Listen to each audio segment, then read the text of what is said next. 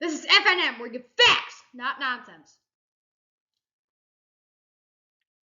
Okay, so our storyline for today, the U.S. Senate looks poised to extend an international aid bill. This was an offspring of a border bill and international aid bill that was brought up last week that ultimately failed in the Senate. Needed 60 votes to pass. It's bipartisan. There were at least 18 Republicans that looked to support it, including Chuck Grassley, Mitt Romney, and then two of the highest-ranking people in the Senate, John Thune and Mitch McConnell. The aid is spread across $60 million for Ukraine, $15 million for Israel, and $10 million for various humanitarian aid.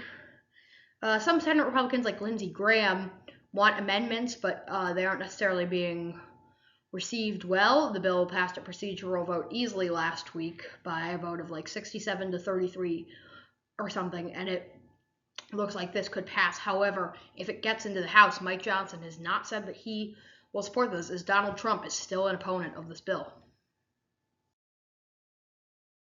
Okay, so election 2024, we are entering a tough stretch of Republican primaries.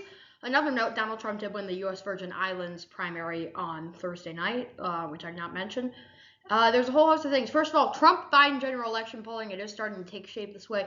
Biden's been doing better in recent weeks, I'd say, but Trump still kind of holds a bit of that, although notable commentators, some as far as Chris Hayes has said, get Trump on television, people stop liking him.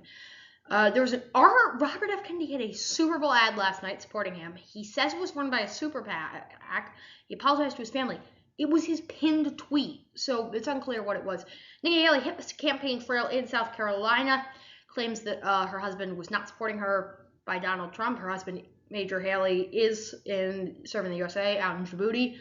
Joe Biden even rushed to Haley's defense. And after Ron McDaniel's more or less ousting by Donald Trump as RNC chair, he's considering backing Eric Trump's wife, his daughter-in-law, Laura Trump, for co-chair of the RNC. Okay, so here's your news for February 12th. Donald Trump did ask the Supreme Court today to weigh in on the immunity ruling given last week that he is not immune to political prosecution. He was really an opponent of that ruling, as anybody probably would be if something like that came out against them. With 3 Trump-appointed justices on the Supreme Court and another 2 pretty staunch conservatives, plus John Roberts, I guess more moderate than the other 5, but still slightly conservative. We'll see how that goes. Stocks. Dow was up 125.69, or about a third of a percentage point. NASDAQ was down 48.12, or 0.3 of a percentage point, and the S&P was down about a tenth, or 4.7 points.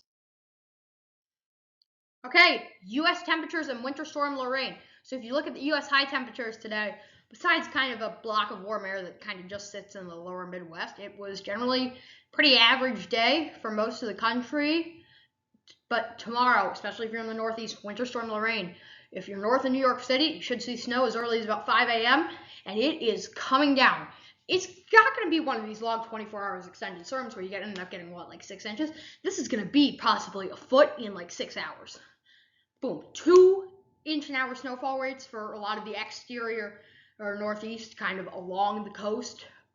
Mid-Atlantic, you could see some snow, but it's more likely Connecticut, Rhode Island, Boston, I guess kind of Long Island, into a bit of Pennsylvania and northern New Jersey. You can see the weather forecast down there. I don't have school tomorrow, just heard that. That'll be awesome. New York City public schools are doing remote learning, as will many kind of, at least cities, will do tomorrow with this incoming storm. This has been FNN, where you get facts, not nonsense. Thank you for watching, and please drop a follow if you like this video.